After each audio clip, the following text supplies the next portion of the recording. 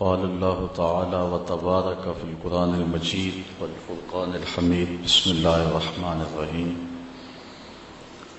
الحمد لله رب العالمين الرحمن الرحيم مالك يوم الدين إياك نعبد وإياك نستعين اهدنا الصراط المستقيم صراط الذين أنعمت عليهم غير المغضوب عليهم ولا الضالين آمين. صدق الله مولانا العظيم وصدق رسوله النبي الكريم الرؤوف الرحيم.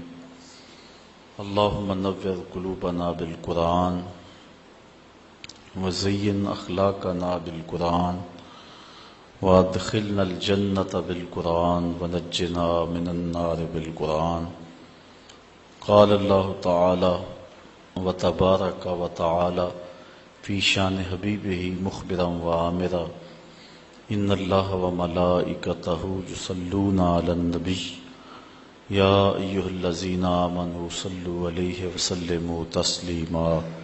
الصلاة والسلام عليك يا رسول الله وعلى آلك وأصحابك يا محبوب رب العالمين. الصلاة والسلام عليك يا نبي الرحمة وعلى آلك وأصحابك يا رسول الملاحم. تمام حمد و ثنا تعریف و توصیف اللہ جل مجدہ الکریم کی ذات بابرکات کے لیے جو خالق کائنات بھی ہے اور مالک ششہات بھی.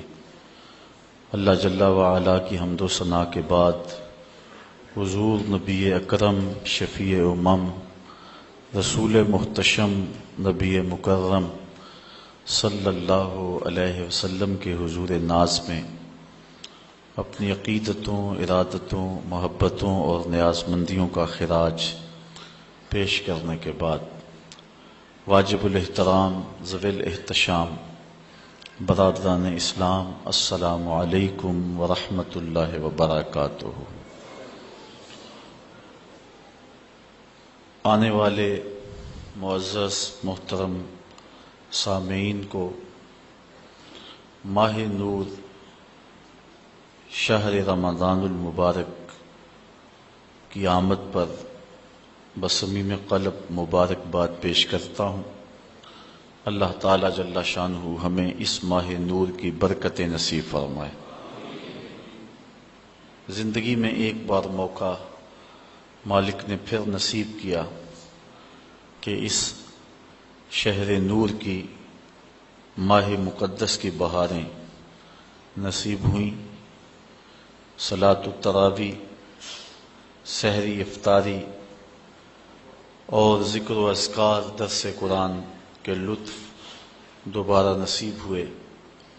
اللہ تعالی جل شانہ ان برکتوں اور رحمتوں کو دامن میں سمیٹنے کی توفیق نصیب فرمائے. این سعادت بزور بازو نیست تا نہ بخشت خدائے بخشندہ. اللہ تعالی جل شانہ کے محبوب علیہ السلام نے ارشاد فرمایا کہ اگر لوگوں کو پتہ چل جائے کہ ماہ رمضان میں کیا ہے تو وہ آرزو کریں کہ پورا سال ہی روزے رہیں اور یہ مہینہ پورے سال پہ پھیل جائے. اتنی رحمتیں اور اتنی برکتیں اس ماہ نور کے دامن میں ہیں جو اہل ایمان کو نصیب ہوتی ہیں. رمضان المبارک اللہ تعالی جل شانہ کے ہونے کا یقین پختہ کرتا ہے. ایک تو یہ کہ ہم اس بات کو محسوس کرتے ہیں جو کہ حضور نے ارشاد فرمایا کہ جب ماہ صیام آتا ہے تو شیاطین جکڑ دیے جاتے ہیں. سلسلۃ الشیاطین. تو ہم اپنی آنکھوں سے دیکھتے ہیں وہی محلے، وہی گلیاں، وہی بازار، وہی شہر، وہی بستیاں، وہی دیہات اور قریے ہوتے ہیں.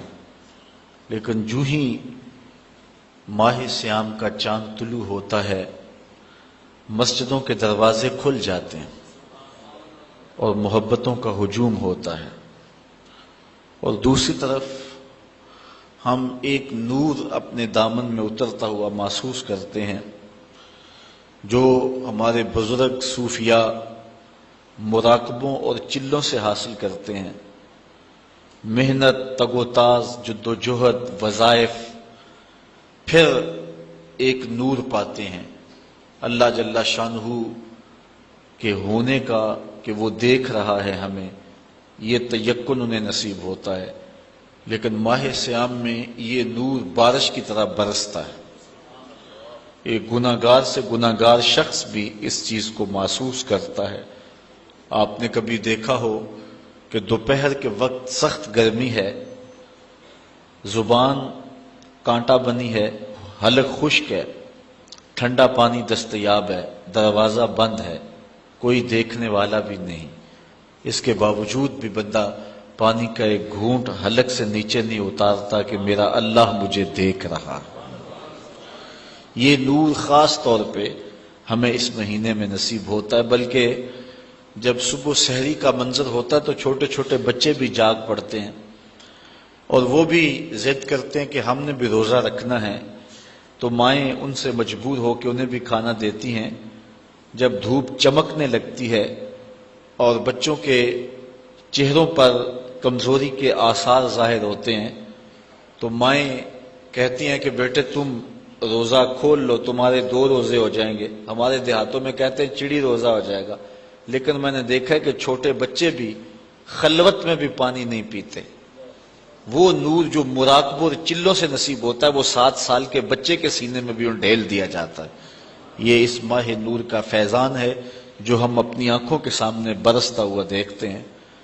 میں سمجھتا ہوں کہ اس شخص سے بڑا بد نصیب زمانے میں کوئی نہیں جو اس مہینے میں بھی محروم رہ جاتا ہے، مسجد کا رخ نہیں کرتا، اسے صلاۃ التراویح نصیب نہیں ہوتی، نیکی کی محفلیں اور اچھائی کا ماحول اس کا مقدر نہیں ہوتا۔ حضور علیہ السلام نے منبر کی 3 سیڑھیوں پہ قدم رکھتے آمین آمین فرمایا تھا۔ بعد میں صحابہ کے پوچھنے پر ارشاد فرمایا کہ میرے پاس جبریل امین آئے تو انہوں نے کہا اس شخص کی ناک خاک آلود ہو جو والدین کو بڑھاپے میں پائے اور خدمت کر کے جنتی نہ ہو، تو میں نے آمین کہا۔ پھر کہا اس شخص کی ناک خاک آلود ہو جس نے ماہ صیام رمضان المبارک کو پایا اور عبادات کر کے اپنی بخشش نہ کروائی، تو میں نے آمین کہا۔ تو جبریل امین نے پھر جب میں نے 3ری سیڑھی پہ قدم رکھا تو کہا اس شخص کی ناک خاک آلود ہو جس کے سامنے آپ کا ذکر کیا جائے وہ آپ پہ درود نہ پڑے، تو میں نے آمین کہا۔ اب جبریل یہ کہنے والے ہوں اور حضور آمین فرمانے والے ہوں تو پھر دعا کی قبولیت میں شک کوئی نہیں رہتا، تو اس شخص سے بڑا بد نصیب کوئی نہیں جو اس ماہ صیام میں بھی محروم رہتا ہے۔ اللہ تعالی ہمیں، ہمارے گھر والوں کو، ہمارے عزیزوں کو، اقربا کو، بلکہ پوری امت مسلمہ کو اس ماہ نور کی برکت نصیب فرمائے اور ہم میں سے رحمتوں کے اس موسم برسات میں کوئی شخص بھی محروم نہ رہے۔ آج کی اس نشست میں سورۃ الفاتحہ پہ کچھ گفتگو آپ کے گوش گزار کرنے کی کوشش کروں گا۔ آپ کی توجہ چند لمحوں کے لیے چاہوں گا، اللہ تعالیٰ میری زبان پر کلمۃ الحق جاری فرمائے۔ سورۃ الفاتحہ وہ بابرکت سورت ہے جو کہ مکہ المکرمہ میں حضور کے سینہ اطہر پہ نازل ہوئی۔ 7 آیات پر مشتمل یہ سورت اپنے دامن میں بہت سا نور رکھتی ہے، بلکہ قرآن مجید کی یہ واحد سورت ہے جو 1 بار نہیں 2 بار نازل ہوئی ہے، اس لیے اس کو 7 مثانی بھی کہتے ہیں کہ 7 آیتیں جو 2 بار نازل ہوئیں۔ حضرت ابو سعید بن معلہ رضی اللہ تعالی عنہ جلیل القدر صحابی ہیں، نماز پڑھ رہے تھے تو حضور نے انہیں آواز دی۔ چونکہ وہ نماز میں مشغول تھے تو تھوڑی دیر کے بعد پہنچے۔ حضرت امام بخاری نے اپنی سند کے ساتھ اس روایت کو لکھا ہے۔ تھوڑی دیر کے بعد پہنچے تو آقا کریم نے فرمایا کہ میں نے تمہیں آواز دی اور تم نے آتے ہوئے دیر کیوں لگا دی؟ تو حضرت ابو سعید بن معلا عرض کرنے لگے حضور میں نماز پڑھ رہا تھا، تو آقا کریم علیہ السلام نے ارشاد فرمایا کہ تو نے اللہ کا کلام نہیں سنا؟ یا ایھا الذین آمنوا استجیبوا للہ وللرسول اذا دعاکم، اے ایمان والو جب تمہیں اللہ اور اس کا رسول پکارے تو ان کی پکار پہ لبیک کہا کرو۔ یہ سورہ انفال کی آیت نمبر 24 ہے، اور حکم ہے اہل ایمان کو کہ جب حضور آواز دیں تو تم نماز بھی پڑھ رہے ہو، نماز چھوڑ کے نبی کی پکار پہ لبیک کہتے ہوئے حاضر ہو جایا کرو۔ اور پھر صحابہ اس واقعہ کے بعد حاضر ہوتے تھے، اور آقا کریم جو کام کہتے وہ کام کرتے، اور واپس آتے تو جہاں سے نماز چھوڑی ہوتی وہیں سے نماز شروع کرتے۔ اوروں سے مخاطبہ کریں تو نماز ٹوٹ جاتی ہے، لیکن حضور علیہ السلام سے نہ کلام کرنے سے نماز ٹوٹتی ہے، نہ حضور کی خدمت میں حاضری سے نماز ٹوٹتی ہے۔ آقا کریم علیہ السلام کی خدمت میں نماز کے اندر ہی تو کہا جاتا ہے السلام علیکہ ایھا النبی۔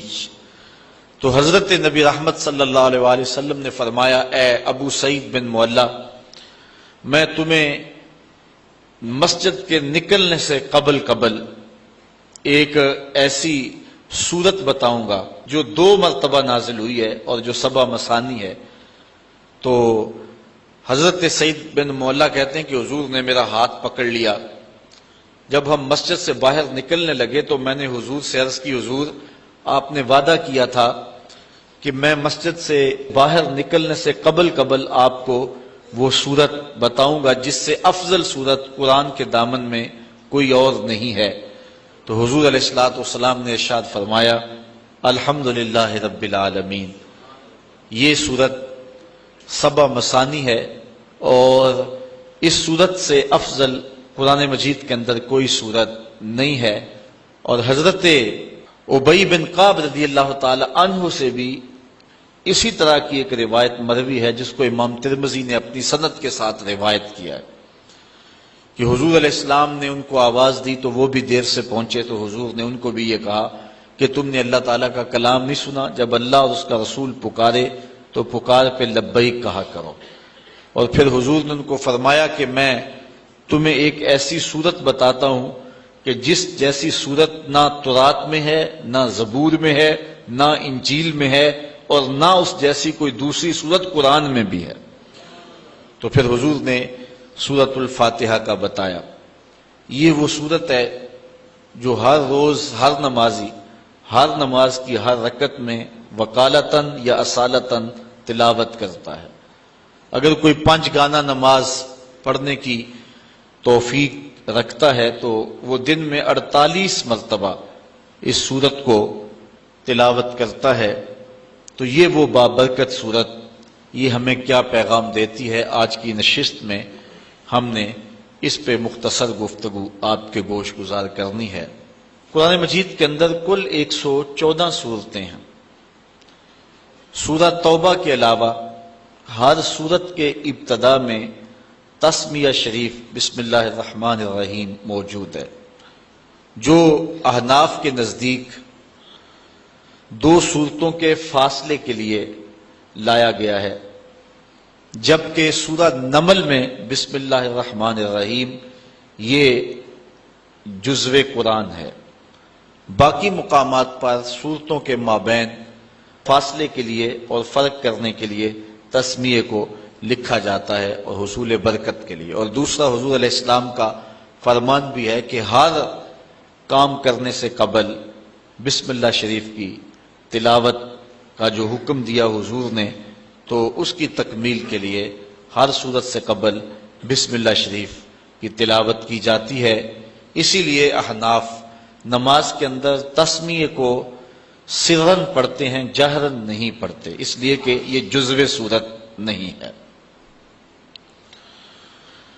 یہ اللہ کے بابرکت نام سے سورت کا آغاز ہو رہا ہے، اور اس کی حمد بولنے کے حکم نامے سے اس سورت کے مضامین شروع ہو رہے ہیں۔ الحمدللہ رب العالمین، تمام خوبیاں اللہ کے لیے جو تمام جہانوں کا پالنے والا ہے۔ حمد کسی کے اختیاری حسن پر جو تعریف کی جاتی ہے اسے عربی میں حمد کہتے ہیں. کسی کے غیر اختیاری حسن اور جمال پر جو تعریف کی جائے اسے مدح کہتے ہیں، اور کسی کے اختیاری حسن پہ جو تعریف کی جائے اسے عربی میں حمد کہا جاتا ہے. شکر اور حمد ان میں عموم خصوص کی نسبت پائی جاتی ہے کہ ہر شکر حمد ہے لیکن ہر حمد شکر نہیں ہے. کسی کی نعمت کے بدلے میں جو تعریف کی جائے، خوبیاں بیان کی جائیں، وہ شکر کہلاتی ہے، اور بغیر کسی کی نعمت کے شکریہ کے طور پہ ویسے قدر شناسی کے طور پہ جو تعریف کی جائے اس کو عربی میں حمد کہتے ہیں. تو یہاں حمد کا حقدار کون ہے، حمد کس کے لیے ہو، تو یہاں یہی بیان فرمایا گیا، اور قرآن مجید کے اندر متعدد مقامات پر الحمدللہ کے لفظ موجود ہیں. اور جب یہ لفظ بندے کی زبان سے نکلتے ہیں تو حضور علیہ الصلوۃ والسلام نے فرمایا قیامت کے دن یہ میزان کے پلڑے کو جھکا کے دیں گے، اتنا وزن ہوگا اور ان کا جو ہے وہ اتنا تول ہوگا. الحمدللہ تمام خوبیاں اللہ کے لیے. لفظ اللہ ذات باری تعالیٰ کا اس میں ذاتی ہے. اس پر علماء نے بہت لمبی گفتگو کی ہے کہ یہ لفظ مفرد ہے یا مرکب ہے. بعض نے کہا مفرد ہے، بعض نے کہا مرکب ہے. جنہوں نے کہا مفرد ہے انہوں نے یہ دلیل دی کہ جب بھی یا اللہ کہتے ہیں تو یا اور اس میں جلالت کے درمیان ایہا کو نہیں لایا جاتا. اگر یہ مرکب ہوتا تو ایہا کو ضرور لایا جاتا. یہ عربی میں قاعدہ ہے کہ وہ لفظ جو مرکب ہو، معرف باللام ہو، جب اس سے قبل حرف ندا لایا جائے تو مذکر سے قبل ایہا اور مؤنث سے قبل ایتھا لاتے ہیں. جس طرح یا ایہا الرسول، یا ایہا النبی، یا ایہا المزمل، یا ایہا المدثر. تو یہاں مزمل کے اوپر یا مدثر یا النبی کے اوپر الف لام ہے، تو یا اور معرف باللام لفظ کے درمیان ایہا لائے، اور اگر مؤنث ہے تو ایتھا لائیں گے. یا ایتھا النفس المطمئنہ، وہاں ایتھا ہے، اور یہاں یہ لفظ نہیں لایا گیا. اور اگر اس کو لایا جائے تذکیر و تانیث کے لحاظ سے تو کفر ہوگا. لہذا یہ لفظ مفرد ہے، مرکب نہیں ہے. اور جو لوگ اس کو مرکب مانتے ہیں وہ کہتے ہیں کہ یہ الہن کے اوپر الف لام لگایا گیا اور پھر جو ہے وہ ایک الف کو گرایا گیا. الہ تھا تو ایک الف کو گرا دیا گیا تو اللہ بن گیا. لیکن ان کی دلیل یہ ہے کہ آپ نے دیکھا ہے کہ کبھی بھی لفظ اللہ کے اوپر تنوین نہیں آتی، یعنی اللہن نہیں آتا. جبکہ جو مفرد لفظ ہوتا ہے جب وہ پڑھا جائے تو اس کے اوپر تنوین آتی ہے، زیدن، زیدن، زیدن، مختلف صورتوں میں. لیکن لفظ اللہ کے اوپر کبھی بھی تنوین نہیں آتی. اور تنوین کے لیے معنی کیا چیز ہے؟ وہ کہتے ہیں الف لام معنی ہے، کیونکہ جس لفظ کے اوپر الف لام آ جائے اس کے اوپر تنوین نہیں آتی. لہذا یہ معرف باللام ہے اور اس وجہ سے اس کے اوپر تنوین نہیں آتی. اگر یہ بات ہے تو پھر اگر معرف باللام ہے تو پھر یا اور حرف جو منادہ ہے ان دونوں کے درمیان میں ایہا کیوں نہیں لائے؟ اور دوسری بات، اگر یہ مفرد ہے تو پھر دلیل یہ ہے کہ اس کے اوپر تنوین کیوں نہیں آتی؟ تو جس طرح اللہ کی ذات سمجھ میں نہیں آتی اس کا اسم بھی سمجھ کی حدود سے برا ہے. سیبویہ نے مرنے کے بعد کسی کو خواب میں اس کو دیکھا، اس سے ملاقات ہوئی. اس نے کہا کہ بتا تیرا حال مرنے کے بعد کیا ہوا؟ تو سیبویہ نے جو جواب دیا، میں یہ تھوڑی سی بحث کی ہے اس لفظ کے اوپر، وہ اسی لیے کی کہ سیبویہ نے جو جواب دیا، ہم بھی اس کے مستحق ہو جائیں، ورنہ یہ مشکل بحث تھی، لیکن میں نے اس کے باوجود اس بحث کو چھیڑا اور دو چار باتیں اس پہ کر دیں۔ نصیب وویہ کہتا ہے میں ساری زندگی لفظوں کی کھال ادھیڑتا رہا اور بال کی کھال ادھیڑتا رہا، اور ساری زندگی میں لفظوں میں الجھا رہا، قرآن مجید کے معنی مطالب اس کی طرف میں نہ گیا اور میں لفظوں پر ہی ساری زندگی بحث کی۔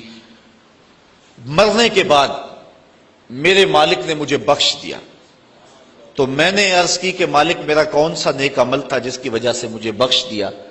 تو ارشاد ہوا کہ تو نے لفظوں پہ ساری زندگی بحث کی، یہ تیرا کوئی ایسا عمل نہیں تھا، لیکن لفظوں میں بحث کرتے کرتے میرا نام بھی اس لفظوں کے اندر آیا، لفظ اللہ۔ کسی نے کہا یہ نکرہ تھا، الف لام لگا کے معرفہ بنایا گیا، کسی نے کہا یہ علم ہونے کی وجہ سے معرفہ ہے، لوگوں نے اس پہ بحثیں کی، لیکن نصیب وویہ کہتا ہے کہ میں نے کہا کہ یہ پہلے ہی معرفہ تھا، لیکن اس میں جلالت ہونے کی وجہ سے اس کو مزید معرفہ کر دیا گیا، تو یہ عارف المعارف ہے، یہ معرفہ کا بھی معرفہ ہے۔ کہتا کہ میں نے اس کے بابرکت نام کو عارف المعارف کہا، تو اللہ تعالیٰ جل شانہ کو میری یہ ادا پسند آ گئی اور میری مغفرت فرما دی۔ اس لیے میں اس کے بابرکت نام پہ تھوڑی سی بات کی ہے کہ باوجود کہ یہ علماء کا موضوع ہے، لیکن سارے لوگ پوری توجہ سے اس گفتگو کو سن رہے تھے۔ کس لیے سن رہے تھے؟ کہ ہمارے رب کے نام پر بحث ہو رہی ہے، تو اللہ کی رحمتوں سے یہ بعید نہیں ہے کہ اللہ اس کے صدقے سے ہماری بھی مغفرت فرما دے کہ یہ اجمی لوگ ہیں لیکن میرے نام پر بحث کو غور سے سن رہے تھے، تو اللہ تعالیٰ جل شانہ اس کے صدقے ہم سب کی مغفرت فرمائے۔ تو کہا تمام خوبیاں اللہ کے لیے۔ اب یہاں الحمد کے اوپر جو الف لام ہے، یہ بھی علماء نے کہا جنس کے لیے، یا الف لام جنس کا ہے یا استغراق کا ہے۔ ان دونوں صورتوں میں معنی یہ بنتا ہے کہ ہر خوبی اللہ کے لیے، یا ہر چیز جس کو خوبی کہا جا سکتا ہے وہ اللہ کے لیے، یعنی ہر کمال، ہر تعریف، ہر وصف، ہر خوبی، اس کے جتنے بھی افراد ہیں، یعنی خوبی کی جتنی بھی صورتیں اور قسمیں ہیں، وہ سب اللہ کے لیے۔ اور دوسرا معنی یہ ہے کہ جسے خوبی کہتے ہیں، نفس خوبی، جنس خوبی، جنس کمال، جنس تعریف، وہ سب کے سب اللہ کے لیے، جس کی شان یہ ہے رب العالمین، جو تمام جہانوں کا پالنے والا ہے۔ کسی چیز کو اس کی استعداد ذاتیہ کے مطابق درجہ بدرجہ مرتبہ کمال تک پہنچانا ربوبیت کہلاتا ہے، یعنی جو اس کی فطری لیاقت اور استعداد ہے، جو اس کی طبع میں رکھی گئی ہے۔ کبھی ایسا نہیں ہوا کہ آپ نے ایک مرغی کو بہت سارا دانہ ڈالا ہو اور وہ بڑھتے بڑھتے اونٹ جتنی ہو گئی ہو، اور کبھی ایسا نہیں ہوا کہ ایک اونٹ کو چارہ کم ملا ہو اور وہ کمزوری کی وجہ سے مرغی کی مقدار کو پہنچ گیا ہو، ایسے نہیں ہوتا۔ کبھی ایسے نہیں ہوا کہ آپ نے بہت زیادہ کھاد ڈالی اور ایک چھوٹا سا پودا گلاب کا وہ برگد کا درخت بن گیا ہو اور اتنا بڑا ہو گیا ہو، اور کبھی ایسا نہیں ہوا کہ ایک برگد کے پودے کو مناسب نمی اور نشو و نما اور اس کو پانی نصیب نہ ہوا ہو تو وہ بالکل چھوٹا رہ گیا ہو۔ جو جس کی استعداد ذاتیہ ہے اس کے مطابق ہی اس کی تربیت کی جاتی ہے۔ مرد کی تربیت مردانہ شان کے مطابق اور عورت کی تربیت اس کے مطابق، اس طرح جانور کی تربیت، درختوں کی تربیت، ہر شے کی جو استعداد ذاتیہ ہے اس کے مطابق تربیت کرنا، جو اس کی ضرورت ہے وہ اس کو بہم پہنچانا، اس کو ربوبیت کہتے ہیں۔ ایک بچہ پیدا ہوتا ہے، اس کا معدہ اتنا کمزور ہوتا ہے کہ وہ کوئی غذا برداشت نہیں کر سکتا، تو اللہ تعالیٰ جل شانہ نے اس کی اس عمر کے لیے ماں کی چھاتیوں کے اندر متوازن غذا دودھ کی صورت میں رکھی ہے۔ یہ اس کی ربوبیت کی شان ہے۔ اور آپ دیکھتے ہیں کہ بچہ ہر شے آ کے سیکھتا ہے، اس نے بولنا کیسے ہے، چلنا کیسے ہے، سمجھنا، یہ ساری چیزیں وہ دنیا پہ آ کے سیکھتا ہے، لیکن دودھ ماں کی چھاتی سے کشید کیسے کرنا ہے یہ بچہ سیکھ کر کے آتا ہے۔ یہ اللہ تعالیٰ جل شانہ اس کو جو ہے وہ پڑھا کر کے اس کو سکھا کر کے بھیجتا ہے۔ قرآن مجید میں ایک مقام پہ فرمایا وَهَدَيْنَاهُ النَّجْدَيْنِ، ہم نے اس کو دونوں گھاٹیاں دکھا دی۔ اور اس سے مفسرین فرماتے ہیں ماں کی چھاتیاں مراد ہیں کہ بچہ سیکھ کر کے آتا ہے۔ بطخ کے بچے کو تیرنا پہلے ہی آتا ہے، وہ دنیا پہ آ کر نہیں سیکھتا، اور مرغی کا بچہ جو ہے اس کے وظائف الگ ہے، وہ پانی میں نہیں جا سکتا ہے، تو اس کو اس کے مطابق تربیت دی، اور بطخ کے بچے کے پاؤں اس طرح چوڑے رکھے جس سے وہ پانی کو پیچھے دھکیل سکے۔ یہ اس کی استعداد ذاتیہ کے مطابق اس کی تربیت کی۔ جس کو چارہ چاہیے اس کو چارہ بہم پہنچایا، جس کو کھانا چاہیے اس کو کھانا بہم پہنچایا، جس کو دودھ چاہیے اس کو دودھ بہم پہنچایا۔ ایک پرندہ ہے جسے ہنس کہتے ہیں، وہ سچے موتی کھاتا ہے۔ آپ اگر جائیں نا پنساری کی دکان پہ اور اس کو کہو کہ مجھے 2-4 تولے دے دے، تو ہو سکتا ہے سیالکوٹ سے ملے ہی نہ، گجرانوالا سے بھی نہ ملے۔ جو بالکل سچے جو ہے وہ موتی ہیں وہ عدم دستیاب ہو، ملے ہی نہ آپ کو، اور اگر وہ ملے بھی تو ہزاروں روپے تولے کے حساب سے ملیں گے۔ لیکن ہنس نامی پرندہ روز پیٹ بھر کے کھاتا ہے اور اللہ تعالیٰ اس کو روز مہیا فرماتا ہے۔ یہ اس کی شان ربوبیت ہے۔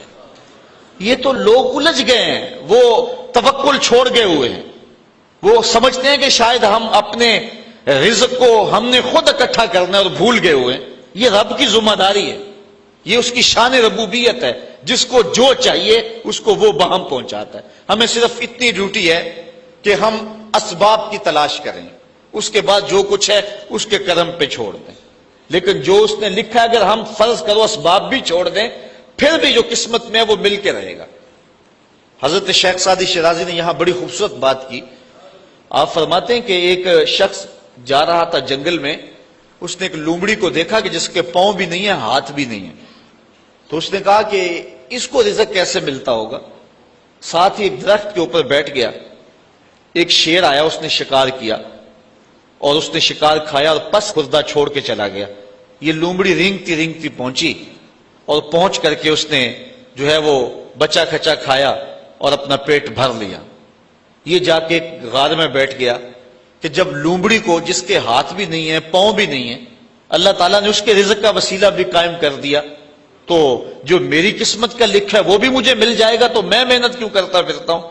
تو وہ جا کے ایک غار میں بیٹھ گیا، ایک آدھا وقت تو فاقہ کاٹا، جب بھوک سے نڈال ہوا تو آواز آئی ہاتف سے، اے بندے میں تیرا بھی رب ہوں، لیکن لومڑی نہ بن شیر بن، خود بھی کھا اور اوروں کو بھی کھلا۔ ہمیں حکم ہے کہ ہم اسباب پر نظر رکھیں، لیکن حقیقی نظر ہماری جو ہے وہ مسبب پر ہونی چاہیے۔ ہم ایسا نہ ہو کہ رزق کی تلاش میں رازق کو چھوڑ دیں اور ہم اس دنیا کو مقصود بنا لیں۔ اللہ تعالیٰ نے ان لوگوں کی مذمت کی ہے جن کا اوڑھنا بچھونا دنیا ہے۔ ارشاد فرمایا کہ جو ہے وہ لوگ الذی جمع مالا وعددہ یحسب ان مالہ اخلدہ کلا لینبذن فی الحطمہ وما ادراک ما الحطمہ نار اللہ الموقدۃ التی تطلع علی الافئدہ۔ وہ جو مال جمع کرتا رہتا ہے، گنتا رہتا ہے اور پھر یہ خیال کرتا ہے کہ میرا مال مجھ کو لافانی کر دے گا، اللہ تعالیٰ فرماتا ہے ہم اس کو پکڑ کے بڑی آگ میں ڈالیں گے۔ اور وہ بڑی آگ کیسی ہے؟ اللہ فرماتا ہے کہ وہ میری جلائی ہوئی آگ ہے، اور وہ ایسی سخت آگ ہے کہ جو دل بھی کھا جائے گی، کلیجے بھی چاٹ جائے گی۔ تو اس آگ میں ہم اس بدبخت کو ڈالیں گے جو رزق کی تلاش میں رازق کو بھول گیا ہوا ہے، اور جس نے رزق کو مقصود اور قبلہ جان سمجھ لیا ہے۔ اور آج ہماری پریشانیاں، ہمارے دکھ اور اذیتیں یہ ہے کہ ہم بھول گئے ہیں، ہمارا توکل کمزور ہو گیا۔ اگر اللہ پہ توکل پختہ ہو تو کوئی مسئلہ نہیں، وہ رب العالمین ہے، تمام مخلوقات کا رب ہے۔ یہاں رب کا لفظ جو ہے وہ واحد ہے، عالمین جمع ہے۔ عالم کہتے ہیں ما سوی اللہ، اللہ کے علاوہ جو کچھ ہے وہ عالم ہے، اور ایک عالم کا رب نہیں ہے، تمام عالمین کا رب ہے۔ پرندوں کا بھی رب وہی ہے، درندوں کا رب بھی وہی ہے، چوپایوں کا رب بھی وہی ہے، چڑیوں کا رب بھی وہی ہے، جو پانی میں تیرنے والے، زمین پہ رینگنے والے، ہواؤں میں اڑنے والے، حتیٰ کہ آگ کے اندر پرورش پانے والے، اور انسانوں، جانوروں، حیوانوں، بہائم، ہر ایک کا رب وہی ہے۔ تمام کائنات کو برابر دے رہا ہے، کوئی مانتا اسے بھی دے رہا ہے اور جو نہیں مانتا اسے بھی دے رہا ہے۔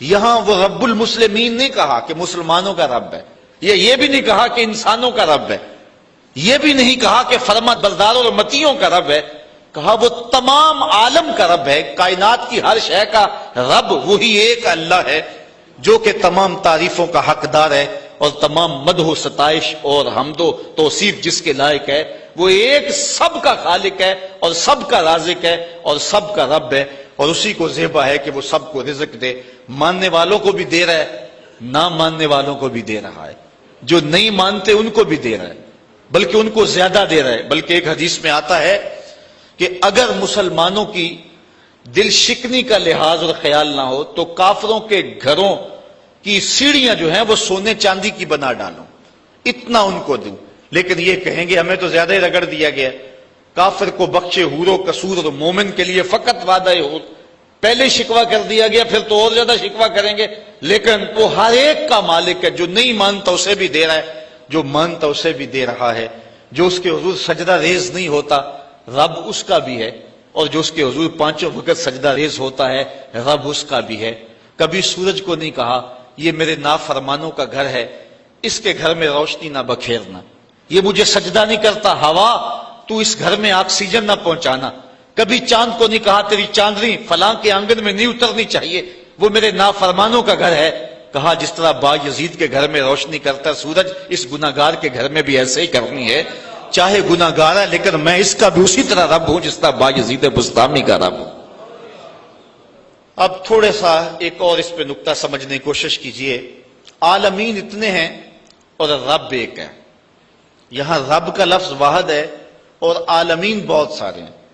یہاں یہ بات عقیدے کی سمجھ میں آتی ہے کہ ایک رب کے کئی عالم ہو سکتے ہیں، یعنی کئی عالمین کا ایک رب ہو سکتا ہے، ایک باپ کے کئی بیٹے ہو سکتے ہیں، اور ایک شوہر کی کئی بیویاں ہو سکتی ہیں، ایک آقا کے کئی غلام ہو سکتے ہیں، اور ایک رب کے کئی بندے ہو سکتے ہیں، لیکن ایک بندے کے کئی رب نہیں ہو سکتے، ایک بیوی کے کئی شوہر نہیں ہو سکتے، اور ایک غلام کے کئی آقا نہیں ہو سکتے ہیں۔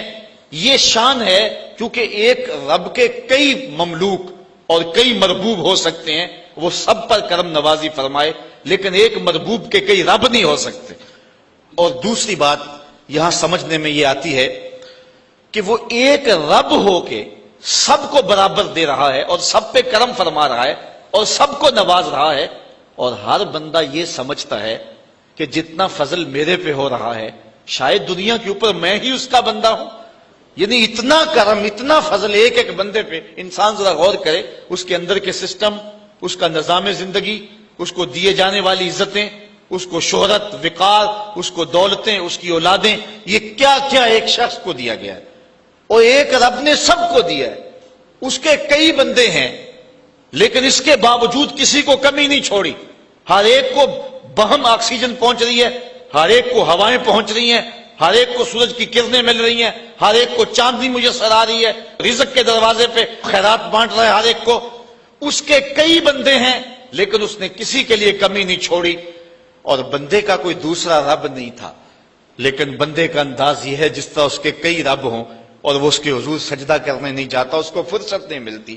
ایک رب کے کئی مملوک ہیں، ایک رب کے کئی مربوب ہیں، لیکن اس نے کسر نہیں چھوڑی، اور ایک بندے کے کئی رب نہیں ہیں لیکن اس کا جو انداز ہے وہ کتنا بیگانگی والا ہے۔ تو کہا الحمدللہ رب العالمین۔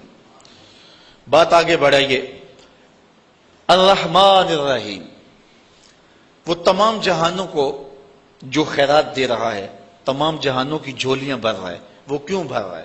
مجبور نہیں ہے، کسی احسان کے بدلے میں نہیں دے رہا، مستقبل میں بندوں کی ضرورت نہیں ہے، تو پھر اتنے بندوں کو، اتنی مخلوقات کو جس میں جن بھی ہیں، جس میں حشرات الارض بھی ہیں، چوپائے بھی ہیں، اتنا کیوں نواز رہا ہے؟ اتنا نواز رہا ہے، کیوں نواز رہا ہے؟ کوئی غرض ہے نہیں، کوئی مقصد ہے نہیں۔ الرحمن الرحیم، محض اپنی رحمت سے کرم فرما رہا ہے۔ رحمت اللہ تعالیٰ جل شانہ کی مخلوق پر شفقت ہے، اس شفقت کے سبب اللہ تعالیٰ جل شانہ پوری مخلوق کو نواز رہا ہے۔ رحمان اور رحیم یہ دونوں مبالغے کے صیغے ہیں، اور اللہ تعالیٰ جل شانہ کی رحمت عمیم کا تذکرہ ہے۔ رحمان میں زیادہ جو ہے وہ رحمتوں کا ذکر ہے، یہ زیادہ مبالغہ رحیم سے، اور اسی لیے کسی شخص کے لیے رحمان کا لفظ نہیں بولا جا سکتا۔ عبد الرحیم کو اگر رحیم کہہ لیں تو گزارا ہوگا، لیکن عبد الرحمان کو رحمان نہیں کہہ سکتے، کیونکہ رحمان اس کی ایسی صفت ہے کہ جو اس کے علاوہ کسی اور میں نہیں پائی جا سکتی۔ رحیم کا لفظ اس نے اپنے نبی علیہ السلام کے لیے بھی بولا ہے، بالمومنین رؤوف الرحیم، لیکن رحمان کا لفظ اللہ تعالیٰ کے علاوہ کسی اور کے لیے مستعمل نہیں ہوگا۔ یہ اس کی ایسی صفات پر مشتمل ہے کہ جو اسی کا خاصہ ہیں، اور اس کے علاوہ کسی بندے کے اندر، کسی اور مخلوق کے اندر اور کسی اور ذات کے اندر جو ہیں وہ ممکن نہیں ہے۔ اب اللہ تعالیٰ جل شانہ کی رحمتوں کا ذکر کیا گیا، لیکن رحمتوں کا ذکر کرنے کے متصل بعد اس نے اپنی مملکت اور حکومت کا ذکر بھی کیا۔ مالک یوم الدین، وہ رب جو رحمان بھی ہے، وہ رب جو رحیم بھی ہے۔ بندہ کہیں رحمتوں سے دھوکے میں نہ آ جائے اور بدعملی کا شکار نہ ہو جائے۔ جو رب رحمان بھی ہے، جو رب رحیم بھی ہے، اس کی یہ شان بھی ہے کہ جزا کے دن کا مالک بھی وہی رب ہے۔ وہ دن جو 50,000 سال پہ مشتمل دن ہوگا، جس دن اللہ کا آخری اور ٹل فیصلہ آئے گا، جس فیصلے کے بعد کوئی فیصلہ نہیں ہوگا، نہ کوئی اپیل ہو سکے گی۔ یہاں تو سول کورٹ سے سیشن کورٹ میں، وہاں سے جو ہے وہ ہائی کورٹ میں، وہاں سے سپریم کورٹ میں چلے جاتے ہیں، لیکن وہ آخری فیصلہ ہوگا، اس کے بعد کوئی کورٹ نہیں ہے اور نہ کوئی دن ہے اس کے بعد۔ جو فیصلہ ہوگا وہ ٹل ہوگا اور وہ طے ہوگا۔ اس لیے بندے کو ساتھ ڈرایا بھی گیا ہے، کیونکہ ایمان خوف اور امید کی کیفیت کے درمیان حضرت